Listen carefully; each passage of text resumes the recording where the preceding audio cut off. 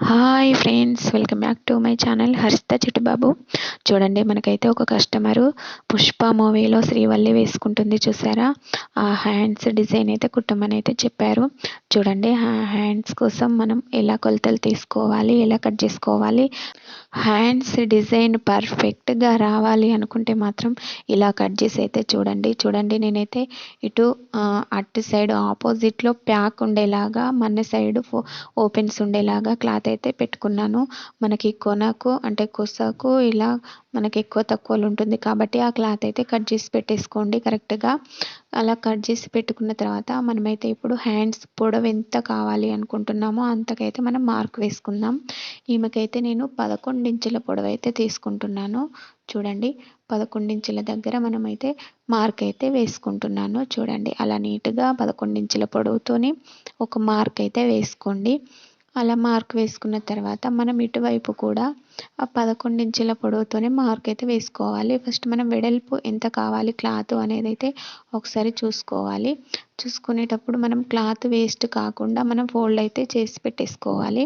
నాకు ఎక్కువ క్లాత్ అనిపించింది కాబట్టి నేనైతే కొంచెం క్లాత్ అటువైపు జరుపుకొని క్లాత్ అయితే ఫోల్డ్ చేసి పెట్టేసుకున్నాను. చూడండి, అలా ఫోల్డ్ చేసి పెట్టుకున్న తర్వాత మనం మళ్ళీ ఒకసారి 11 ఇంచుల దగ్గర అలా మార్క్ ఉందా లేదా అని చూసుకున్న తర్వాత ఇటువైపు కూడా 11 ఇంచుల దగ్గర ఒక మార్క్ అయితే వేసుకోవాలి అలా నీట్గా. చూడండి, అలా మార్క్ వేసుకున్న తర్వాత మనకు ఈ 13 ఇంచుల వెడల్పుతో క్లాత్ ఉండేలాగా ఫోల్డ్ అయితే చేసి పెట్టుకోవాలి. మనం క్లాత్ వేస్ట్ కాకుండా మనం 11 ఇంచుల వరకు ఎలా అయితే మార్క్ వేసుకున్నామో అక్కడ నుండి ఇక్కడ వరకు స్ట్రైట్గా ఒక మార్క్ వేసుకోవాలి. మనకి ఇప్పుడు ఈ చంక డౌన్ కోసం ఇక్కడైతే మనము ఇటువైపు 3 ఇంచుల పొడవుతోని ఒక మార్క్ వేసుకోవాలి కరెక్ట్గా. చూడండి, నేను 3 ఇంచుల పొడవుకి అలా పెట్టుకొని టేపు మార్క్ అయితే వేసుకున్నాను. అలా మార్క్ వేసుకున్న తర్వాత మనం ఇప్పుడు చూడండి అటువైపు అయితే ఇలా క్లాత్ కరెక్ట్గా ఫోల్డ్ అయి ఉందా లేదా అని మనం నీట్గా అయితే ఒకసారి చూసుకోవాలి. చూసుకున్న తర్వాత మనకిప్పుడు క్లాత్ ఫోల్డింగ్ ఎటువైపు అయితే ఉందో అటువైపు ఇలా టేప్ పెట్టేసుకొని మనకి అక్కడ నుండి 2 ఇంచుల వెడల్పుతోని ఒక మార్క్ అయితే వేసుకోవాలి. చూడండి, అక్కడ ఫోల్డ్ ఎటువైపు ఉంటుందో అటువైపు మనం 2 ఇంచుల వెడల్పుతోని కింద సైడు పైన సైడు మార్క్ అయితే వేసుకోవాలి. అలా వేసుకొని స్ట్రేట్గా ఒక లైన్ అయితే వేసుకోవాలి.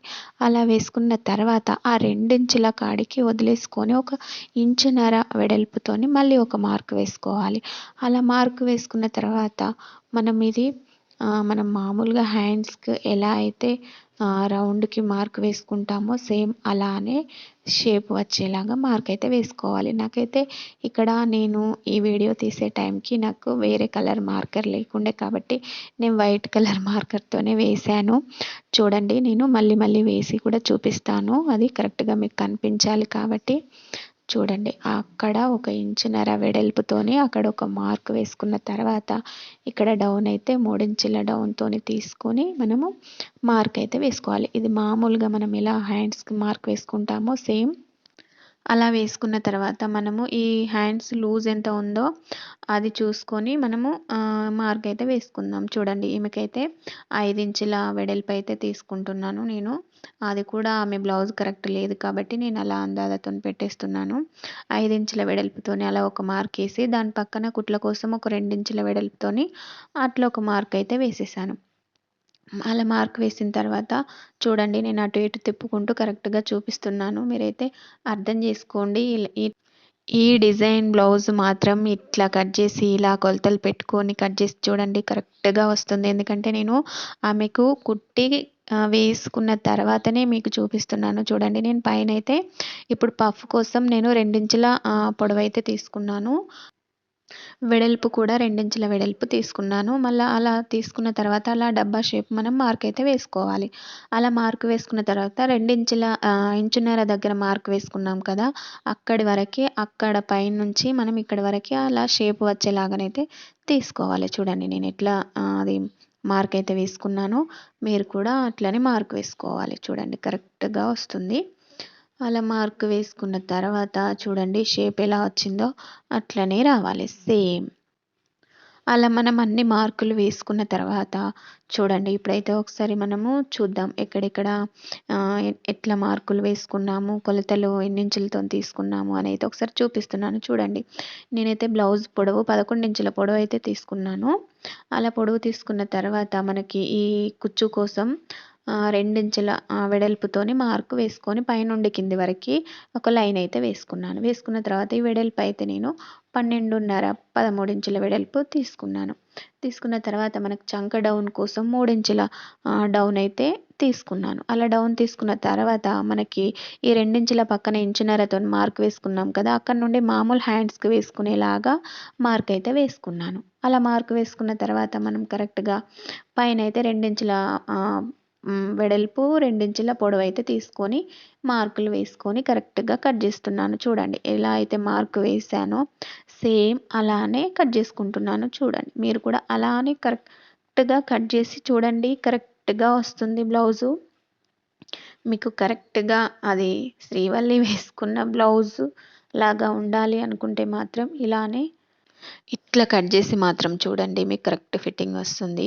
చూడండి మనము ఇక్కడ కుట్ల కోసం అక్కడ మార్క్ వేసుకున్నాం కదా! అక్కడైతే ఒక ఘాటైతే పెట్టేసుకోండి.